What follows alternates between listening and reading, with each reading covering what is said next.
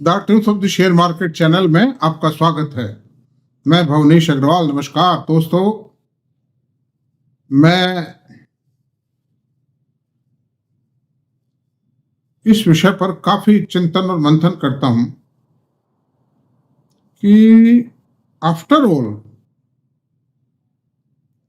Share बाजार में लोग पैसा क्यों नहीं कमा पाते और 20-30 साल तक कुश्ती करते रहते हैं।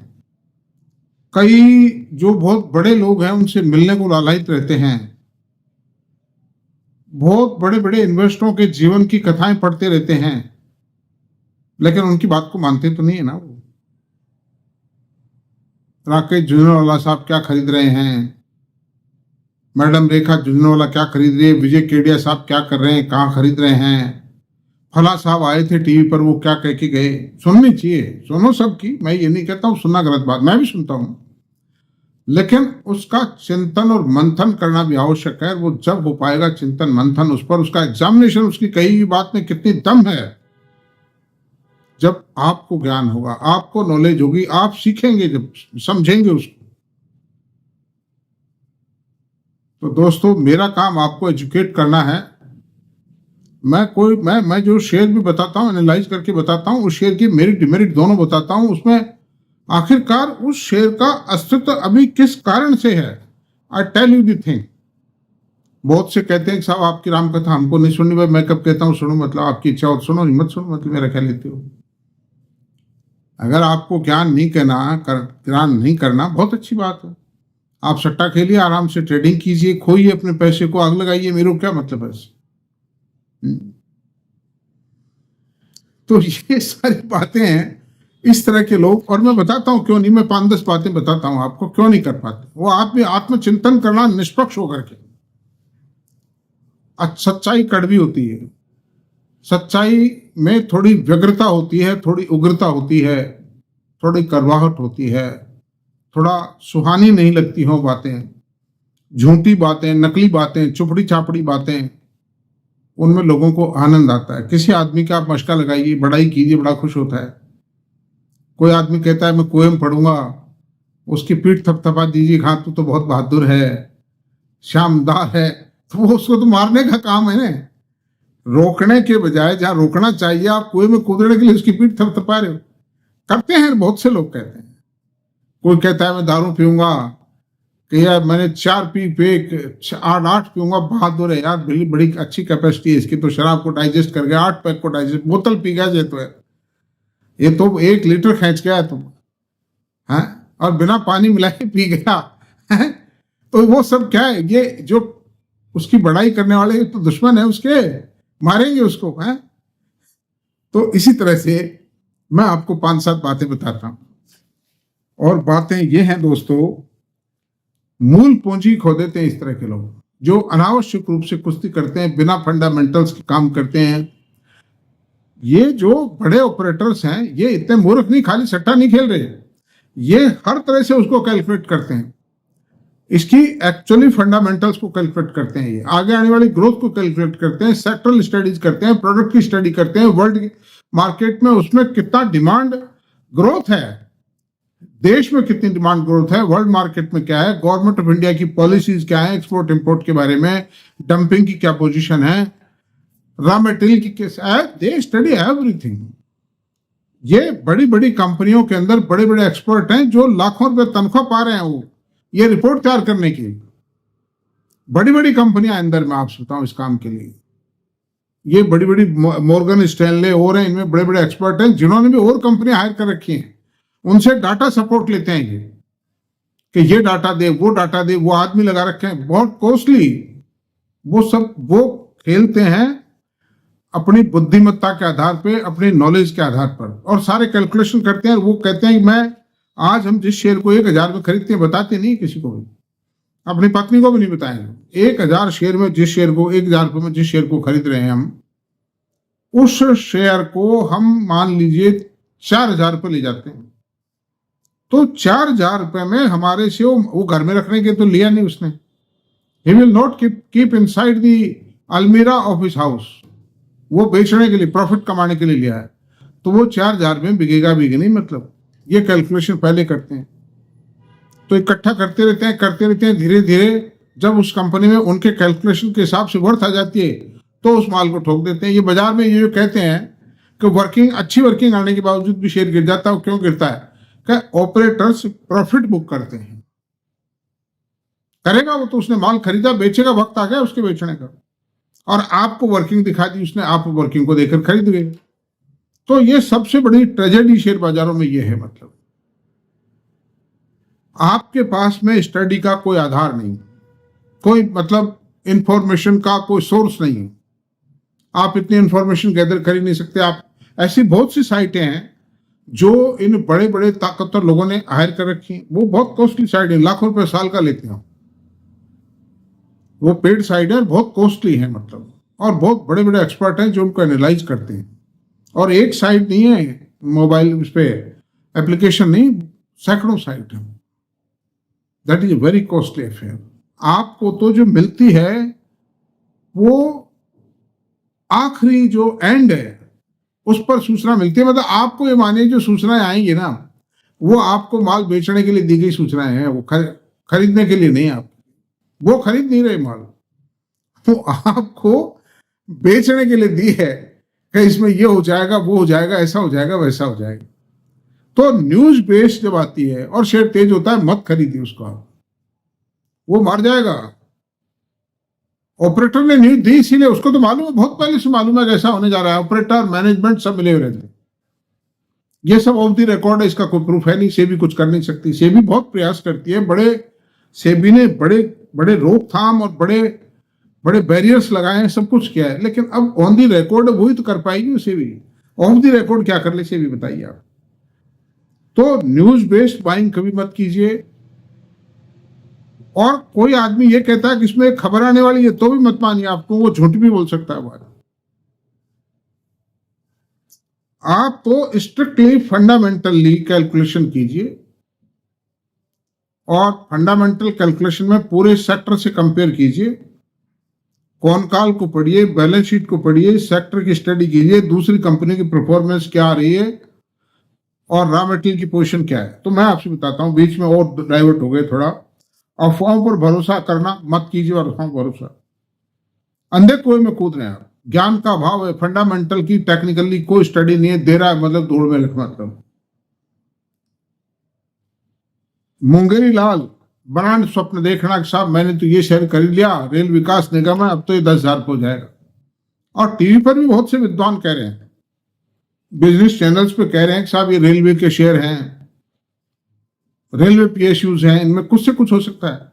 अरे भाई नाम तो लो स्पेसिफिकली यार, नाम बताओ, या फिर ये बात कहो मत। मतलब अगर उसने कोई घटिया शेयर खरीद लिया रेल के पीएसयूज में, आरबीएनएल खरीद लिया, मैं कहता हूं आईआरएफसी भी है, उसकी सीमाएं हैं ग्रोथ की, उसको कैश कहां से मिलेगा? बैंकों से लेगा, बैंकों को ब्याज देना पड़ेगा। रेलवे ऐसा तो है नहीं जैसे ये जो और कंपनियां, बजाज फाइनेंस है, चोलामंडलम है, सुंदरम है, ये जो ब्याज का जो इनके जो नेट इंटरेस्ट मार्जिन है उतना मार्जिन तो है नहीं आरबीएनएल आईआरएफसी में।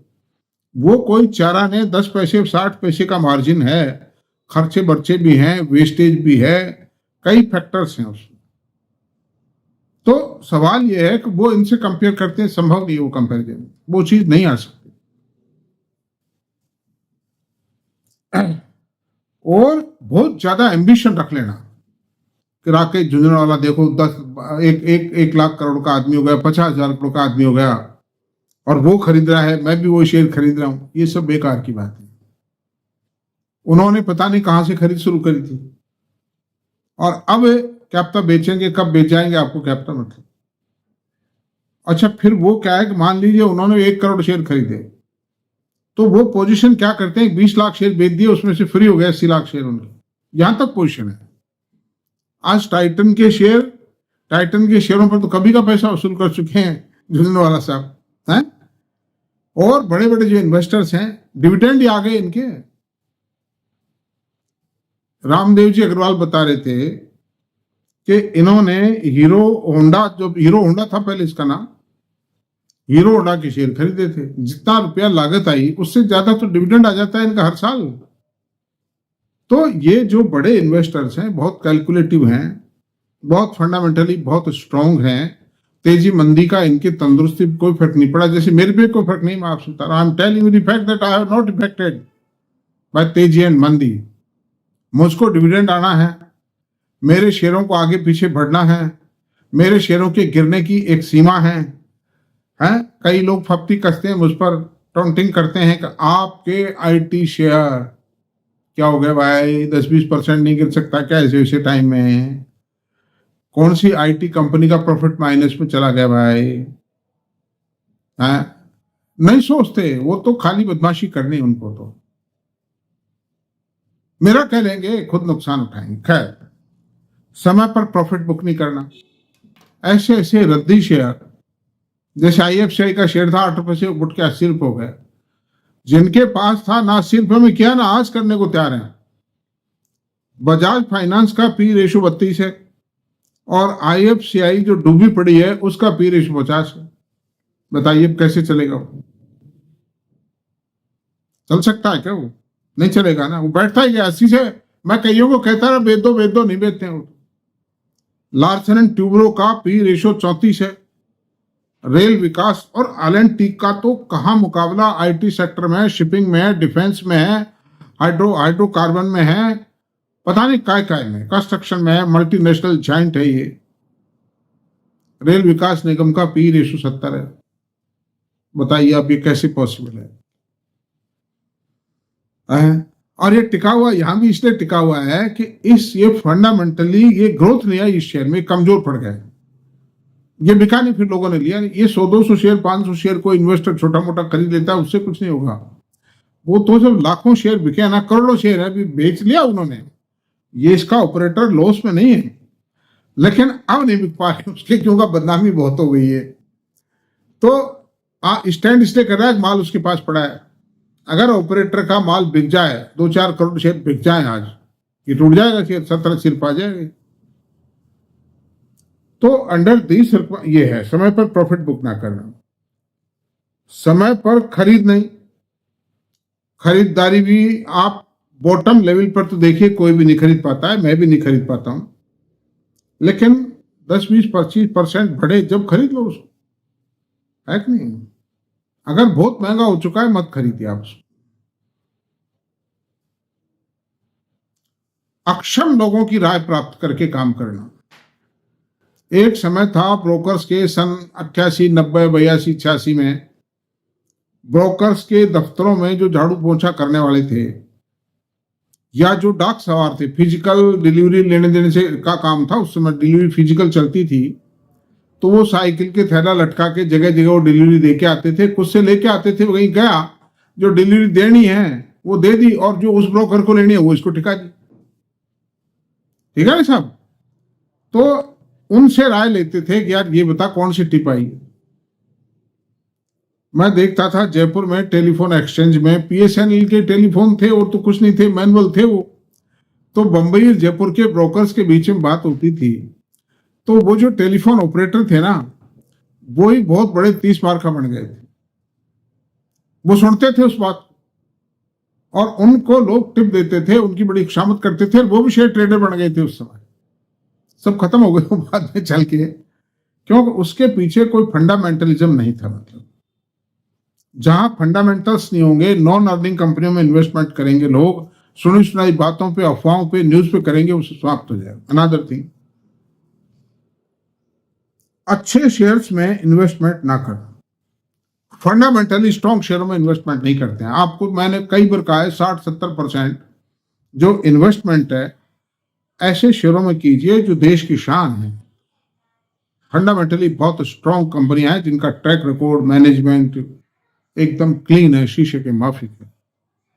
लेकिन नहीं मानते हैं लोग, कहते साहब रिलायंस तो नहीं चलेगा, HDFC चलता नहीं है साहब। अरे भाई, 1-2 साल कम चला तो कोई बात नहीं, सेफ है, पूंजी सेफ है, बढ़ेगा तो बढ़ना ही है। कभी ICICI बैंक बढ़ा कि नहीं बढ़ा गिर करके भी सब। लेकिन खैर अब चलते हैं। लेकिन मैं एक ही बात कहूंगा कि इन सब बातों का ध्यान रखें आप, और आप एक ही काम करें, जिनकी पूंजी छोटी है खास तौर से, या जिनकी बड़ी भी है, कम से कम वो मंथली कुछ म्यूचुअल फंडों में SIP जरूर बांधें। और जो म्यूचुअल फंडों की जो हिस्ट्री रही है पिछले 10-20 साल की, वो बहुत अच्छी ही रही है, कुल मिला के ठीक रही है। उतना पैसा आप नहीं कमा पाएंगे, आप कितना भी कोशिश कर लीजिए, उतना CAGR आप प्राप्त नहीं कर सकते, अचीव नहीं कर सकते। तो SIP कम से कम 10-20 हजार रुपया, 50 हजार रुपया, लाख रुपया, जो भी आपकी, 5 हजार रुपया, 2 हजार रुपया, जो भी आपकी कैपेसिटी हो। मैं किसी म्यूचुअल फंड का एजेंट नहीं हूं, मेरा किसी से लेना देना नहीं है। I am purely investor. जितना जो आपकी क्षमता है और जो भी म्यूचुअल फंड पसंद आता है उसमें कर दीजिए। थोड़ा बहुत पैसा इकट्ठा होता रहेगा, धीरे धीरे पैसे की सेफ्टी भी रहेगी। और mutual funds are bound to deliver the performance, because उनका अस्तित्व उसी के पीछे है। भाई कोई 20% नहीं देगा, 15 दे देगा, 12 दे देगा, पैसा डूबेगा तो नहीं ना यार। तो ऐसी बात अब मैं आपसे बताता हूं। आप देखिए, अब मैं और बातें करते हैं। अभी निप्पन इंडिया स्मॉल कैप जो म्यूचुअल फंड है, उसका पिछले 10 साल का जो CAGR है 26.80 रहा है।